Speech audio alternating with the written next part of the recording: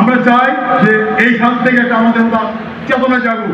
আমরা সকলে মিলে একটি বৈষম্যহীন রাষ্ট্র গঠন করতে চাই। এজন্য মাদ্রাসা শিক্ষার্থীরাও অনন্য ভূমিকা পালন করেছে বলে মন্তব্য করেছেন বরিশাল রেঞ্জ ডিআইজি মোহাম্মদ মঞ্জুর মোর্শেদ আলম। আজ শনিবার সকাল 10টায় বরিশাল শিল্পকলা একাডেমিতে দারুল আবরার মডেল কামিল মাদ্রাসা থেকে দাখিল পরীক্ষায় শতভাগ উত্তীর্ণ কৃতী শিক্ষার্থীদের সংবর্ধনা অনুষ্ঠান ও অভিভাবক সম্মেলনে প্রধান অতিথি হিসেবে তিনি কথা বলেন।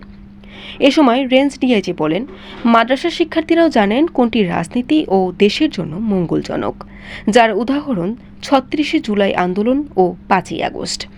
লাখ লাখ শিক্ষার্থীদের রাজপথে উচ্ছ্বাস দেখেছি। দেশকে এগিয়ে নিতে মাদ্রাসা শিক্ষার্থীরাও অনন্য ভূমিকা পালন করছে। ডিআইজি বলেন, ধর্ম যার যার, রাষ্ট্র সবার। সকলের মধ্যে প্রকৃত দেশপ্রেম থাকতে হবে। সামান্য কিছু সংখ্যক পুলিশ অন্যায় ও অপকর্মে জড়িত ছিল, তাদের বিচার শীঘ্রই সরাসরি দেখানো হবে। আমরা সকলে মিলে চাই একটি বৈষম্যহীন রাষ্ট্র গঠনে। আগামীর বাংলাদেশ হবে শান্তির দেশ। এজন্য বাংলাদেশ পুলিশ নিরলস কাজ করছে।